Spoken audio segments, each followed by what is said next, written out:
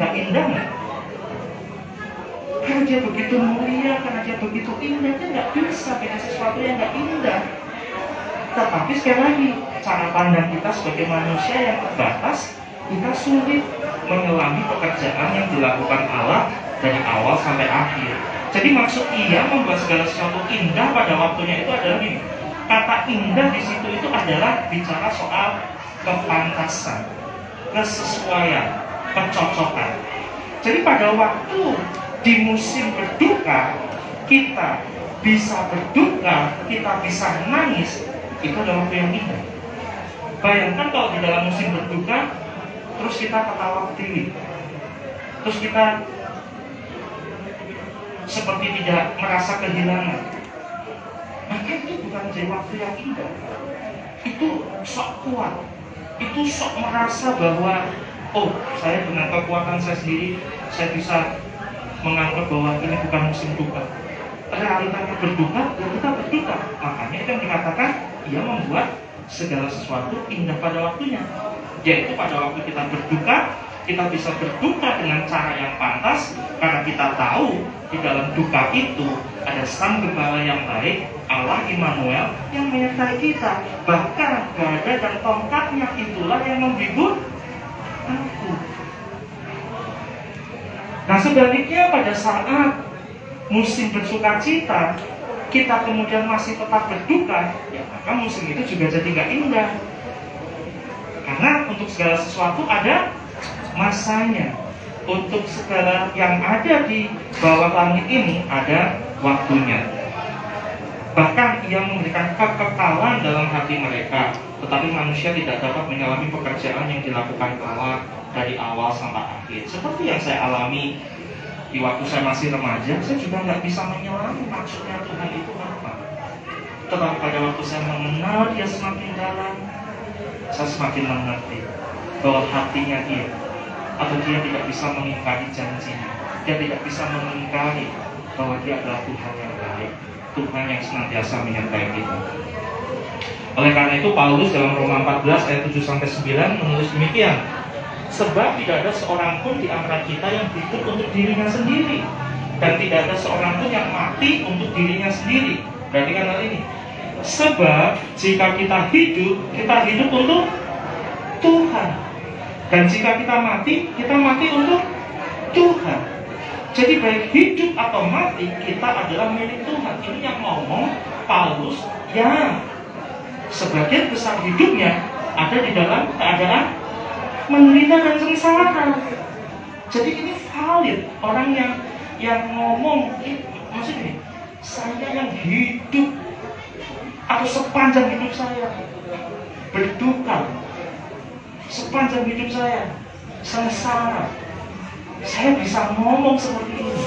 Berarti Tuhan yang sama bisa menolong saudara juga, bisa menolong kita semua untuk mengalami seperti apa yang dialami Paulus. Karena sebab jika kita hidup untuk Tuhan, dan jika kita mati untuk Tuhan. Jadi baik hidup atau mati, kita adalah milik Tuhan.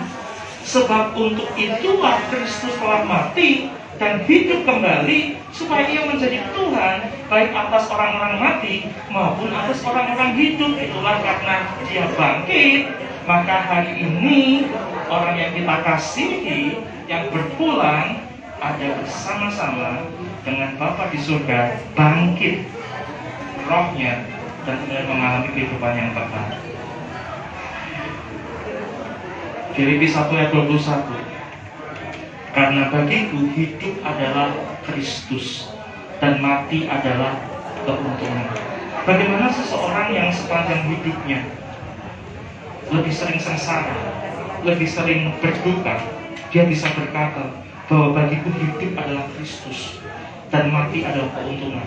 Kalau dia tidak tahu kemana jiwanya akan pergi, kemana rohnya akan pergi pada saat dia mengalami kematian, dengan cara apapun.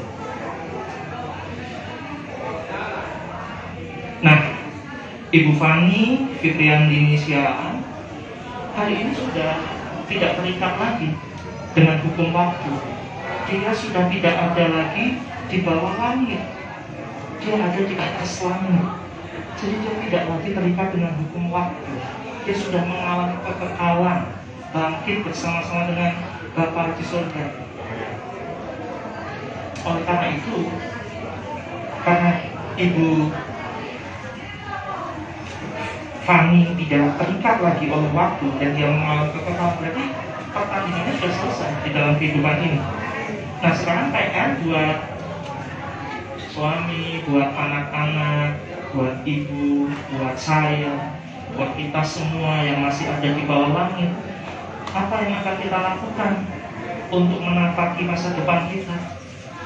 Apakah kemudian kita akan terus menerus bertanya kepada Tuhan, kenapa seperti saya dulu pernah lakukan itu? Atau kemudian kita memilih untuk percaya bahwa Ibu Fani sudah bersama-sama dengan Bapa di surga, menikmati kekekalan, tidak lagi ada kesakitan, tidak lagi ada air mata, dan dia sudah memenangkan pertandingannya sampai garis akhir. Nah, sebagai anak-anak, sebagai suami, sebagai ibu, sebagai kerabat, saudara, teman-teman,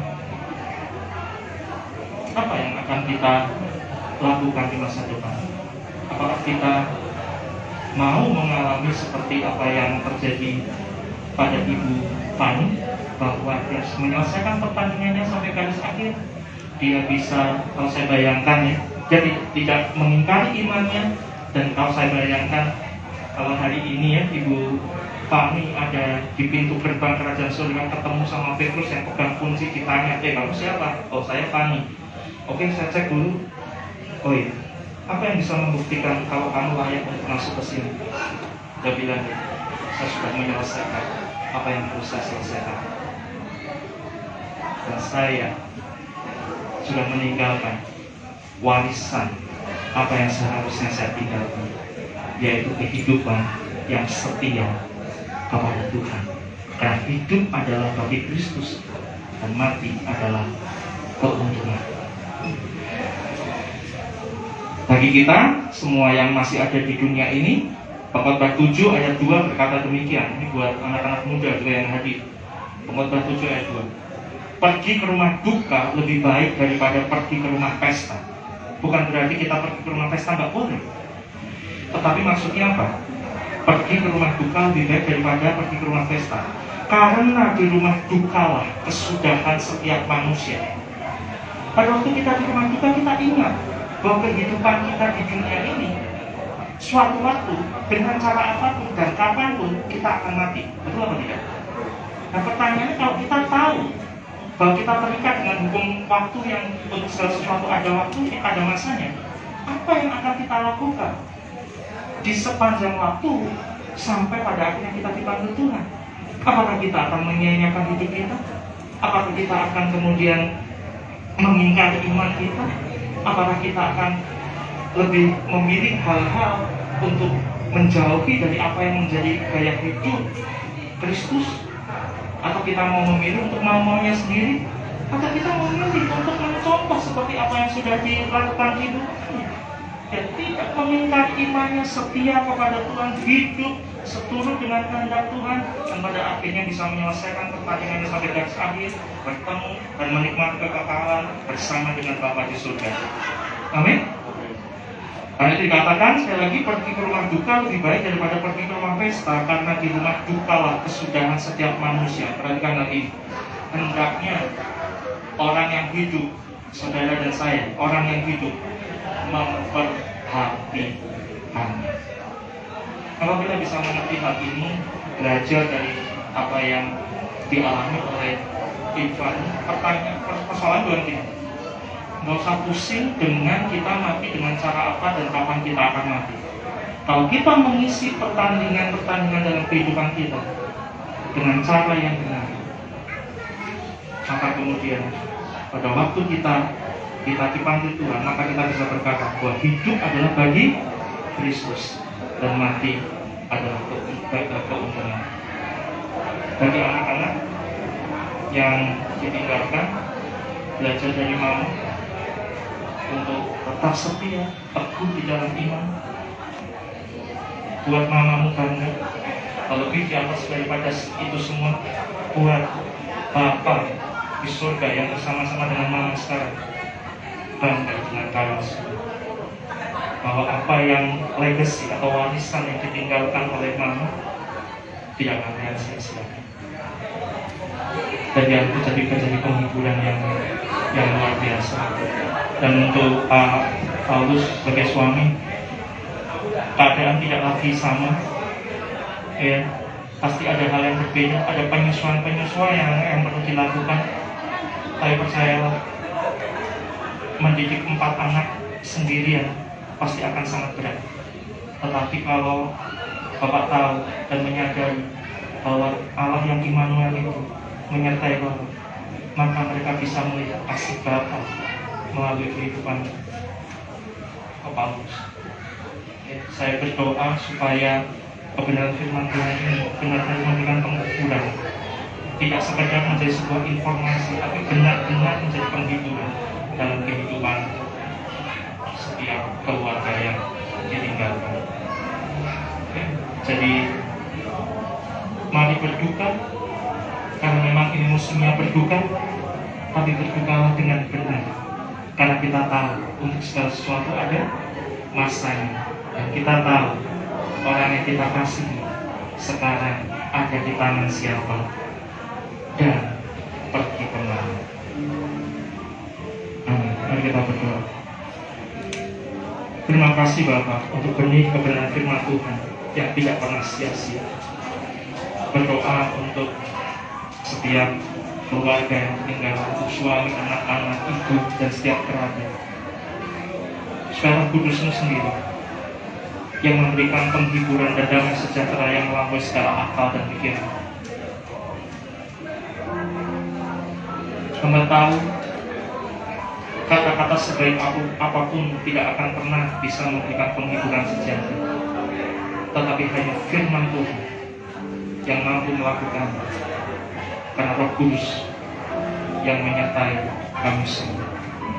Hari ini Bapa, kami nyatakan bahwa damai sejahtera yang sejati, penghiburan yang sejati yang datang dari Roh Kudus menyelimuti setiap keluarga, dan setiap keluarga dimampukan untuk bisa berduka dengan benar, karena tahu kepada siapa dan ada di mana orang yang dikasihi pada saat ini. Nah, hidup adalah bagi Kristus dan mati adalah keuntungan. Di dalam nama Tuhan Yesus.